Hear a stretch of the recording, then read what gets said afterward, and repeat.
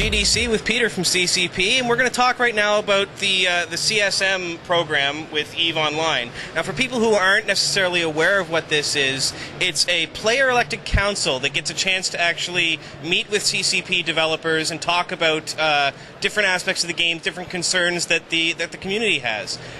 So I guess I want to talk a little bit about the history of it. How long have you guys been doing this now? This is the third elections will open up in May, so we're closing in on 1 year. So I guess how often are elections held? Every 6 months. Okay, so I guess there's been a lot, when we first heard about this program, there was a lot of feedback that said, this is never going to work, this is just lip service, this is just a silly thing that they're trying to do for public relations purposes. Can you give us a couple of concrete examples of how this program over the last year has been useful to the EVE Online? Definitely. The large part of Apocrypha, well, a big part of Apocrypha was the skill queue, skill training queue, and the CSM was directly involved in bumping that up in prioritization within the pipelines of development. So there, another example was, it's called weapon grouping.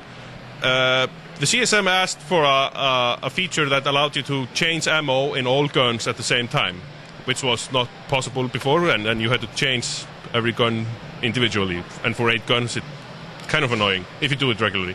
So they asked for that. The implementation was that you could now group guns together. So you could have 8 guns, and you only had to activate it once, and you have, 8 guns fitted into 1 gun. And therefore, you can actually change ammo in all 8 guns with just a single click. I ran the numbers the other day, and the CSM has brought up 128 topics to the CCP developers, or us, yes, and only 9 of them have been rejected. And they were been rejected on grounds of technicalities. For example, the players, of course, don't understand the intricacies of corporation ownership on POSs. And how difficult it is, and even maybe not impossible, but we probably have to spend a year on developing only that to allow other non-corporation members access to those POSs. So those types of things, they were rejected. But otherwise, they have been assisting us in prioritizing and giving enhancement to topics, sorting them for various purposes, and bumping up things in the development queue. Okay, can you give us an idea, I guess, of how this system is better from what most other MMO companies do in terms of player feedback, which is mostly scouring forums for feedback? How is this system better than that?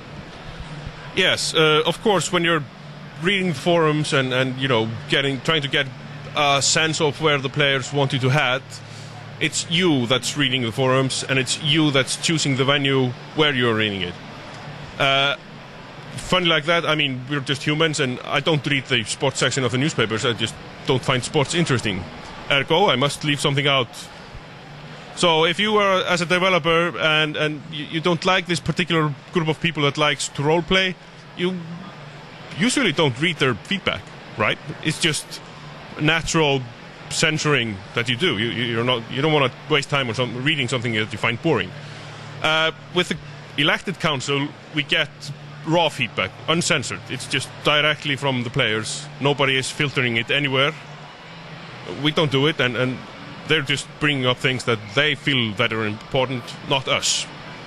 So do you find that the members of the council try to represent the ideas of others even if they don't agree with them, or do you think that people are more inclined to just sort of say, okay, these are my problems with the game, and bring those up? It's a little bit of both. The most apparent trend with the elections was that people were electing for playstyle, not groups. And if you belong to the heavy PvP playstyle, PvPers would vote for you, regardless of what team they belong to.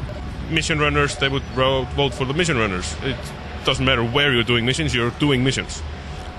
The thing about the council is that if you propose a topic, you're proposing it for the entire EVE universe. You can't have your alliance only fly blue ships while all the other people only have black ships. It doesn't work out.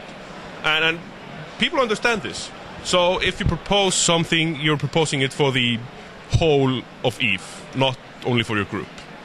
The last thing I guess I wanted to ask about is corporation representation, because corporations, of course, are a huge part of EVE, and it's a giant sticking point for a lot of people if one particular corporation gets more representation in any way, shape, or form than another.